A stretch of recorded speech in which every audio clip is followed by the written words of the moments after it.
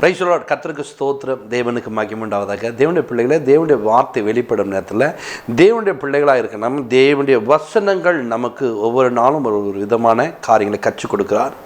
நாம் நிறைய நேரங்களில் இந்த வசனங்களை நாம் கை கொண்டு நடக்கும்போது தேவன் நம்மளை ஆஸ்வதிப்பார். நாம் அநேக நேரங்களில் குறைப்பட்டவர்களாய் காணப்படுவர்கள் இந்த வசனத்தின்படி வாழும்போது நாம் ஒரு பாக்கியவானாய் மாற முடியும். தேவனுடைய வசனங்களை நம்ம என்ன பண்ண தேடி பார்த்து படித்து அதில் உள்ள ஆழங்களின்படி நாம் நடக்கும்போது தேவன் நம்மளை வழிநடத்த வல்லவராக இருக்கிறார். ஹல்லேலூயா.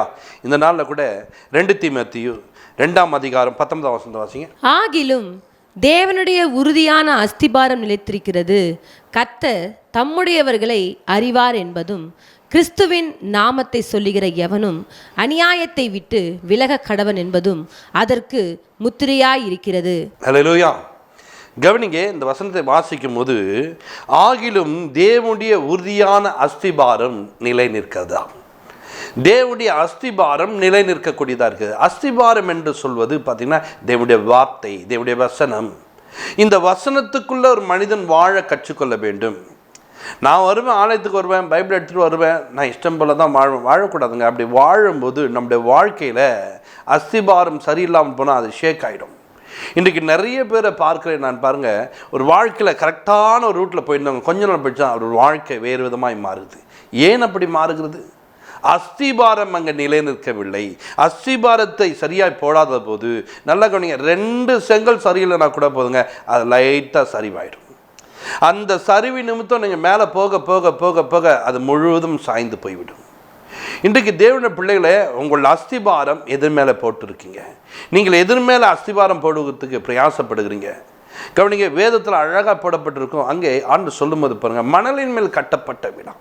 அந்த மணலின் மேல் கட்டப்பட்ட வீட்டில் பெருமழை, பெருவெள்ளம், பெருங்காற்று வீசும் போது அது ஒன்றுமில்லாமல் போகுது. கற்பாறை அதன் மேலே கட்டப்படும் போது அந்த அஸ்திபாரம் நிலை நிற்கிறதாம். தேவனுடைய வசனங்கள் அப்படி ஒரு கற்பாறை போன்று இருக்கிறது. அதன் மேலே நீங்கள் உங்கள் வாழ்க்கையை, உங்கள் குடும்பத்தை, உங்கள் வேலை ஸ்தலத்தை, உங்களுக்கு உண்டான காரியங்களை நீங்கள் நடத்தும் போது அது உறுதியாய் நிற்கும், அது ஆசீர்வதிக்கப்படும், அது உயர்ந்து காணப்படும். இன்றைக்கு கவனிங்க, வானமும் பூமியும் ஒழிந்தாலும் என் வார்த்தை என்ன பண்ணது? ஒழியாதுன்னு சொன்ன. அப்போ வார்த்தை எவ்வளோ ஸ்ட்ராங்காக இருக்கு பாருங்க. வானம் ஒழிஞ்சு போகுமா, பூமி ஒழிந்து போகுமா, ஆனால் வார்த்தை ஒரு நாளும் ஒழியாதுன்னு. அப்போ வார்த்தை எந்த அளவுக்கு கர்த்தர் நிலைப்படுத்தி வைத்திருக்கிறார். ஒரு காரியத்தை துவங்கத்துக்கு முன்னாடி ஒரு ஜெபம் பண்ணுறாங்க. ஜெபம் பண்ணும்போது சும்மா போய் ஜெபம் பண்ணிட்டு வரல, ஒரு வசனங்களை சொல்லி ஜபித்து விட்டு வரார். அந்த வசனங்களை சொல்லி ஜபிக்கும் போது அந்த குடும்பம் ஆசீர்வதிக்கப்பட்டதாய் மாறுது. ஒரு வீட்டுக்கு போயிருந்தேன். அந்த வீட்டில் போயிட்டு ஜபிக்க போகிறேன்.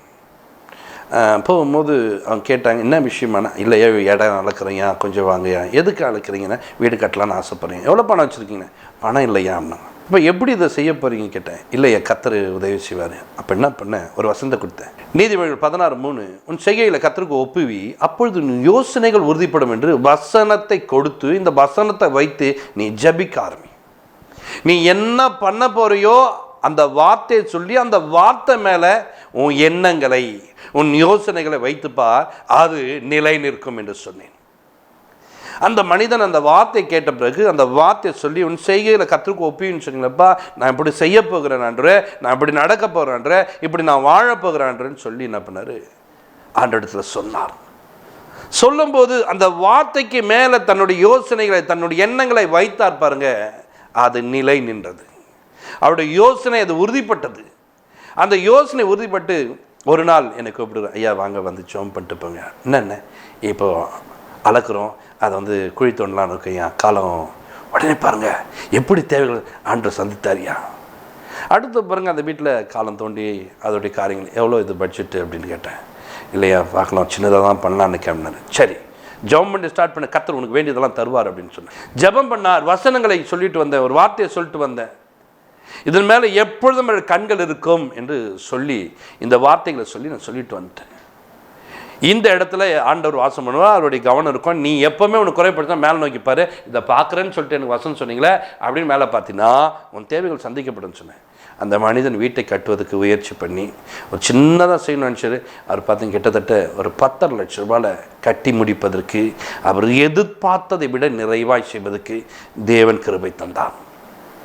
இப்போ தான் கம்பி மண் எல்லாமே ஏறி போச்சு. நான் சொல்வது ஒரு 10 ஆண்டுகளுக்கு முன்பாக இருக்கும். அப்பொழுது பார்த்தீங்கன்னா அவ்வளோ பெரிய வீட்டை கட்டுவதற்கு தேவன் அவர் கிருபை தந்தார். ஆசீர்வாதமாக மாறினார்.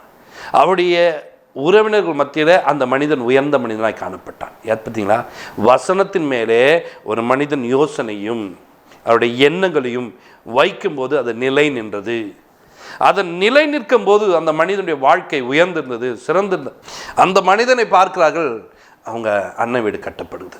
அந்த மனிதனை பார்க்குறாங்க, அவங்க இன்னொரு அண்ணன் வீடு கட்டப்படுது. அந்த மனிதனை பார்க்கிறார்கள், அவர்கள் எல்லாரும் அப்படி. ஏன்னா இவர்களுக்கு உதவி செய்த தேவன் எனக்கும் உதவி செய்வார். நீர் உயர்ந்தா உன்னை பார்க்கிற உன் சொந்த பந்தங்கள் அவரும் உயர்வார்கள். நீ நல்லா இருந்தால் அவங்கள நல்லா இருப்பாங்க. நீ ஒரு வாங்கினவங்கன்னா அவங்களும் வாங்குவாங்க. ஏன் தெரியுமா? நீ உயரும் போது உன்னோடு கூட இருக்கணும் உயர பண்ணுவார். நீயோ இன்னைக்கு எனக்கு எந்த ஆசீர்வாதம் கிடையாது, நான் ஒன்றும் இல்லாமல் இருக்கிறேன், என் வாழ்க்கை இப்படி போச்சு, இப்படியே இருந்தீங்கன்னா உன்னால் மற்றவங்களை என்ன பண்ணுறது? தர்தத்தில் சாபத்துக்குள்ளே நடத்தணும்னா இருக்கக்கூடாது. உனக்கு ஒரு அஸ்திபாரம் தேவன் போட்டு வைத்திருக்கார். அந்த அஸ்திபாரத்து மேலே நீ கட்டும்போது, உன் வாழ்க்கையை வைத்து ஜபிக்கும் போது, உன் குடும்பத்தை வைத்து ஜபிக்கும் போது, உன் பிள்ளை வைத்து ஜபிக்கும் போது, உன் வேலை ஸ்தலங்களை வைத்து ஜபிக்கும் போது அவர்கள் கவனிங்க ஆசீர்வாதமாய் மாறுவார்கள். அது நிலைத்து நிற்கும். அது நிலையாய் நிற்பதற்கு கத்தனை பண்ணுறது இப்படிப்பட்ட காரியங்களை வைத்திருக்கிறார். அல்லேலூயா. கவனிங்க, ஆகிலும் தேவனுடைய உறுதியான அஸ்திபாரம் நிலை நிற்குமாம். இப்போ இந்த உறுதியான அஸ்திபாரம் ஒரு மனிதனுடைய வாழ்க்கையில் நிலை நிற்க வேண்டும் என்று சொன்னால், மற்றதெல்லாம் பாருங்க உறுதி அற்றதாய் காணப்படுது. ஆனால் தேவனுடைய வசனங்களை சொல்லும்போது அது உறுதியானது என்று சொல்லப்படுது.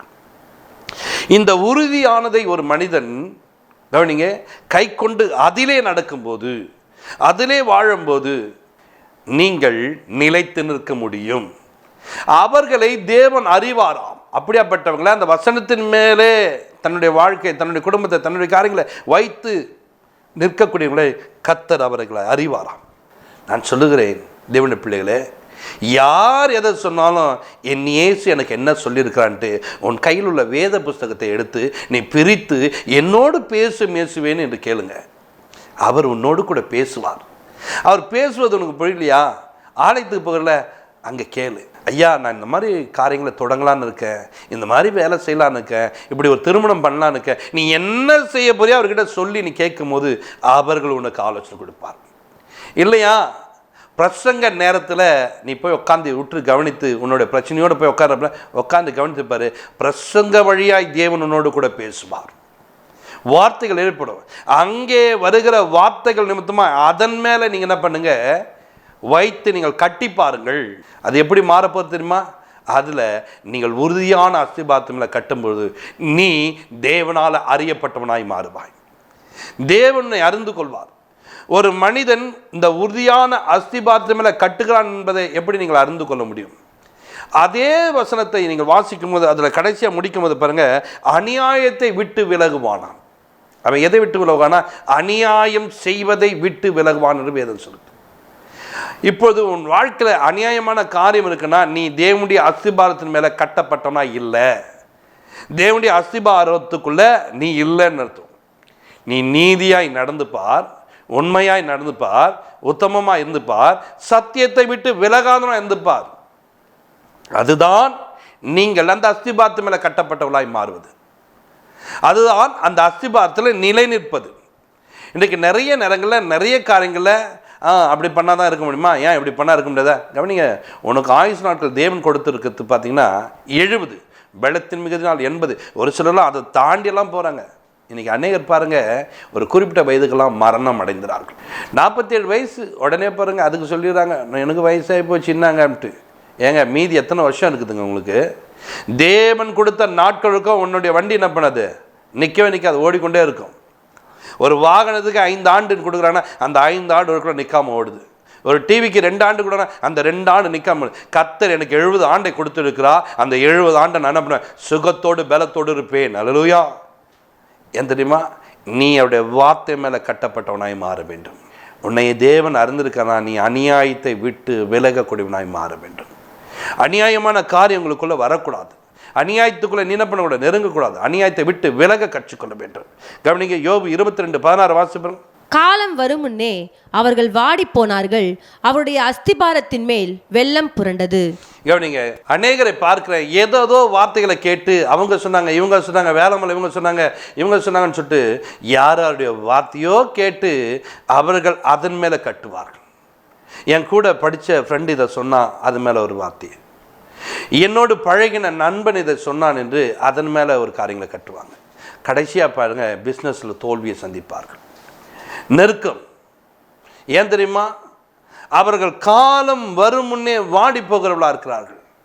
அவருடைய அஸ்திபாரம் என்ன பண்ணுதுன்னா, அது சரியில்லாமல் போகிறது. இன்றைக்கு தேவனுடைய பிள்ளைகளை, உங்கள் அஸ்திபாரம் நிலை நிற்க வேண்டுமா? உங்கள் அஸ்திபாரத்தை நிலை நிற்கணும்னா நீங்கள் தேவனுக்குள்ளாக வளர கற்றுக்கொள்ள வேண்டும்.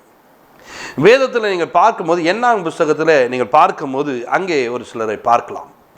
அவர்கள் தேவனால் அழைக்கப்பட்டு வருகிறார்கள். தேவன் அவர்களை நடத்தி கொண்டு வருகிறார். அற்புதங்களையும் அடையாளங்களையும் பார்த்து கொண்டு வந்த ஜனம், அந்த அற்புதத்தின் வழியாக நடந்து வந்த ஜனம், அந்த ஜனம் என்னது தெரியுங்களா? இப்போ அவர்கள் நிலை நிற்க முடியாமல் போய்விட்டார்கள். அவர்கள் நிலை நிற்க முடியாமல் காணப்படுறதுக்கு என்ன புஸ்தகம் 16:5 வாசிக்கும் போது பாருங்க. பின்பு அவன் கோராகையும் அவனுடைய எல்லா கூட்டத்தையும் நோக்கி, நாளைக்கு கர்த்தர் தம்முடையவன் இன்னான் என்றும் தம் அண்டையிலே சேர தாம் கட்டளையிட்ட பரிசுத்தவான் இன்னான் என்றும் காண்பிப்பார். அப்பொழுது எவனை தெரிந்து கொள்வாரோ அவனை தம்மிடத்தில் சேர கட்டளையிடுவார். இங்க வார்த்தையை நீங்கள் பார்க்கும்போது, பின்பு கோராகினுடைய கூட்டத்தை பார்த்து அவர் சொல்லுகிறார், கர்த்தருடைய சமூகத்தில் யார் சேர போறாங்க, கர்த்தருடைய சமூகத்தில் யார் வர போறாங்க என்பதை நீங்க அறிந்து கொள்வீங்க, கர்த்தர் அதை காட்டுவார்னு சொல்லிட்டு ஆண்டவர் ஒரு அஸ்திபாரத்தை போட்டு வச்சிருக்கிறார். அந்த அஸ்திபாரத்தில் பார்த்தீங்கன்னா மோசே கிட்ட சொல்றாரு, ஆரோன் பக்கத்தில் வச்சுக்கோ, ஆரோனோடு கூட இரு, அவன் என்ன பண்ணுவான், இங்கே வருவான், அவன் தான் தூபம் காட்டுவானா. இவங்க பாருங்க, நாங்கள்லாம் காட்டக்கூடாதா, நாங்கள்லாம் செய்யக்கூடாதா, நாங்களாம் அப்படி பண்ணக்கூடாதா? இவர்கள் யாரையோ பார்த்து நானும் அங்கே நிற்க வேண்டும் என்று ஆசைப்படுகிறார். கர்த்தர் சொன்ன வார்த்தைக்கு ஒரு மனிதன் கீழ்ப்படிய வேண்டும். ஊழியக்காரர்கள் சொல்லுகிற வார்த்தைக்கு ஒரு மனிதன் கீழ்ப்படிய வேண்டும். வேதத்தை கொண்டு எச்சரிப்பாங்கன்னா அது கீழ்ப்படிங்க. அது உங்கள் வாழ்க்கைக்கு ஆசீர்வாதமாய் மாறும். அஸ்திபாரத்தை விட்டு விலகணும், நான் ஒரு புது அஸ்திபாரத்தை போடுன்னு சொன்னா, கவனிங்க, அவர்கள் உயிரோடு பூமிக்குள்ள போய்விட்டார்கள். அவருடைய அஸ்திபாரம் என்னாச்சு தெரியுமா? பிளந்து உள்ள போவது காரணமாய் மாறிவிட்டது. இன்றைக்கு தேவனுடைய பிள்ளையே, உன்னுடைய வாழ்க்கையில் எப்படியாப்பட்ட சூழ்நிலை மாறான உன் தேவன் என்ன செய்வார்னு சொன்னா, உன் அஸ்திபாரத்தை உறுதியாய் மாற்றுவார். நோவாயை பாருங்க, கத்த சொன்ன வார்த்தை, பேழையை கட்டுன்னு சொன்ன, கட்டினாரு, மேலேருந்து தண்ணி ஊற்றுது, பூமி கடியிலேருந்து தண்ணி என்ன பண்ண வருது. இது ரெண்டும் வந்தால் கூட அவருடைய அஸ்திபாரம் உறுதியாந்து அவர் காக்கப்பட்டவராய் மாறினார். தேவன் அவர்களை நடத்தினார். இன்றைக்கும் தேவனுடைய பிள்ளைகளே, உன்னுடைய அஸ்திபாரம் உறுதியாக இருக்க வேண்டும் சொன்னால் வசனங்களை கேட்டு அதன்படி நடந்து பார். கர்த்தர் உன்னை ஆஸ்வதிப்பார். உன் இஷ்டம் போல உன் மனதில் தோன்றலாம் செய்யாத. யோனா பாருங்க, அப்படி போன நிமித்தமா மீன் வயிற்றுக்குள்ள போயிட்டு இப்பொழுது நிலை நிற்க முடியாமல் போய்விட்டார். அப்புறம் தேவனை தேடுகிறார், தேவனை பார்க்கிறார், திரும்ப என்ன பண்றாரு, ஆண்டவரே அவருடைய அஸ்திபாரத்தை நிலைநிற்க பண்ணினார். கர்த்தருடைய வார்த்தையை கேட்டாங்க, நினைவே பட்டணும், கவிழ்க்கப்பட்டுடும், அஸ்திபாரம் காலினாங்க. கர்த்தருடைய வார்த்தை கேட்டாங்க, அந்த வார்த்தை மேல கட்டினார்கள், அவர்கள் நிலை நின்றார்கள். இன்றைக்கு தேவனுடைய வசனத்தை கேட்டு நீ அவருக்குள்ளாக இருந்தினா நீ நிலை நிற்க முடியும். ஜெபிப்போம். பரலோக பிதாவே, உம்முடைய வசனம் உறுதியானது ஆண்டவரே.